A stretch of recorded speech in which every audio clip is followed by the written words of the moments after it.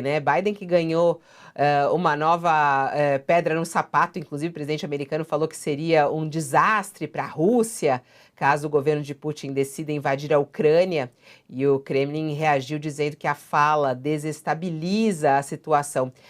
Tem esse gancho aí justamente nesse dia que ele completa um ano. Tem essa questão aí em relação à Rússia, à Ucrânia, mas eu queria uma análise sua ampla a respeito do primeiro ano à frente do governo dos Estados Unidos, professora. Olha, Fabiola, na coluna que eu publiquei hoje aí no UOL, eu abri o texto dizendo o seguinte, que um dito popular conhecido, né, que todos nós certamente já usamos, apregou que a expectativa é a mãe da frustração, e me parece que é o caso quando o assunto é analisar Joe Biden, né? O Joe Biden chegou ao poder um ano atrás cercado de enormes expectativas e, evidentemente, ele próprio alimentou essas grandes ambições. Quando a gente faz o balanço do que realmente aconteceu no decorrer desse um ano, nós temos resultados bastante discutíveis, resultados que permitiriam dizer que em muitas frentes ele ficou aquém da expectativa. Primeiro indicador disso tem a ver com a popularidade, né? O Biden chegou ao poder com quase 70% de aprovação, na casa dos 60% alto, foi derretendo ao longo desse um ano, hoje está completando um ano perto de 40%, o que é uma das piores margens da história dos Estados Unidos para um presidente em um ano de mandato. Ele só não vai pior do que o Trump, que nessa mesma época, né, depois de um ano de governo, tinha cerca de 35%. Mas vai pior que Obama, vai pior do que Bush filho e todos os presidentes aí da história recente. Além disso, existem algumas pedras no sapato, como você bem disse, que aconteceram no meio do caminho. Ele estava desempenhando bem o combate à pandemia, no sentido de implementação de vacinas e de medidas de distanciamento. Só para terem uma ideia, hoje os Estados Unidos têm quase 64% de pessoas totalmente imunizadas, é o país que mais distribuiu doses de reforço, né, essa booster, como eles chamam, cerca de 80 milhões já foram distribuídas, lá as crianças estão sendo vacinadas a partir de 5 anos de idade, então muita coisa avançou nesse campo da pandemia, mas o presidente Biden fez uma declaração muito precoce no meio do ano passado, no 4 de julho, dizendo que os Estados Unidos naquele momento comemorariam a independência do vírus, como se a pandemia tivesse acabado. Aí veio variante Delta, depois variante Ômicron, e aí a gente sabe, a pandemia fugiu do controle de novo. Existe nos Estados Unidos uma população conservadora que resiste à vacinação, o que dificulta o combate à pandemia. O governo americano tentou na Suprema Corte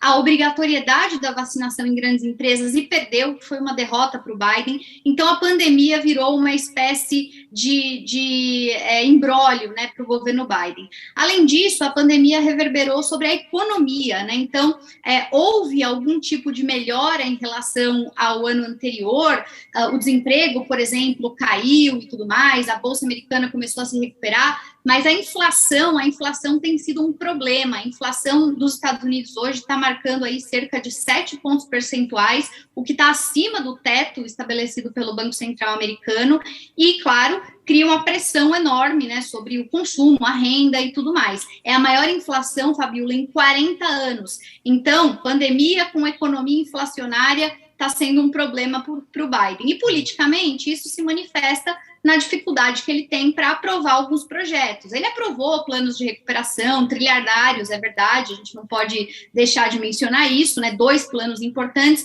mas o seu grande projeto, sobre o qual a gente já falou aqui no UOL também, o Build Back Better, né, esse projeto de transformação social, ele tem grande resistência no Senado, assim como também a reforma da legislação eleitoral. Então, são coisas que o Biden prometeu modificar, mas nesse ano ainda não conseguiu. E para finalizar, em termos de política externa, também uma série de continuidades, quer dizer, ele prometeu muitas mudanças, fez algumas delas, né, repactuou lá o Pacto de Paris, voltou ao OMS, tentou buscar um engajamento multilateral maior, uma aproximação com os aliados, mas nem por isso as relações deixaram de ser muito ruins com aqueles países com que já era ruim. China, Rússia, Coreia do Norte, Irã, tudo isso segue sem resolução. Então, é um ano de alguns avanços, mas diante das promessas e das expectativas, de alguma frustração, viu, Fabiola? É. E a gente sabe que a relação Brasil e Estados Unidos está meio assim, porque Biden e Bolsonaro não são ali próximos, né? É longe do que era com Trump. E há essa expectativa em relação às eleições brasileiras. Há uma informação aí de que o ex-presidente Lula quer se encontrar com Biden agora ainda eu acho que nesses próximos meses que ele vai, talvez mês que vem para os Estados Unidos.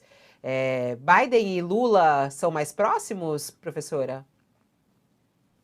Olha, Fabiola, nesse campo da política, as relações têm sido de absoluto pragmatismo, inclusive para evitar o enfrentamento mais direto quando os líderes políticos não são compatíveis, né? É o caso agora de Biden e Bolsonaro, assim como já foi em outros momentos com outros líderes também. Me parece que entre qualquer líder e Bolsonaro, os Estados Unidos talvez tenham a preferência por qualquer líder, pelo menos os Estados Unidos de Biden. Mas tudo vai depender da narrativa que esses líderes construírem para si, né, das posturas políticas que forem feitas.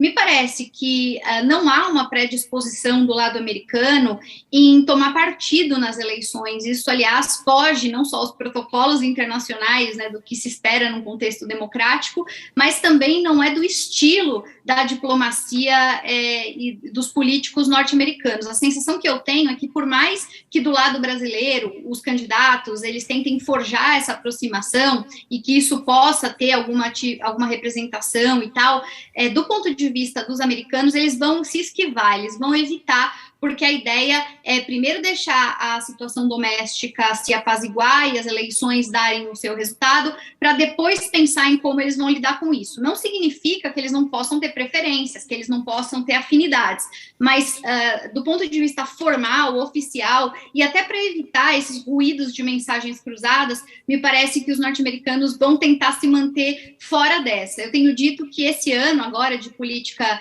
externa para o Brasil em 2022 deve ser um ano, em geral, não só para os Estados Unidos, de banho-maria. Todo mundo vai esperar um pouco para saber se é o caso de mais 4 anos administrando as relações com Bolsonaro ou se não vale a pena agora propor nenhum tipo de mudança, já que pode acontecer uma transição no final do ano. Não acho que nenhuma grande iniciativa deve sair, todo mundo vai segurar um pouco essa expectativa, Fabiola.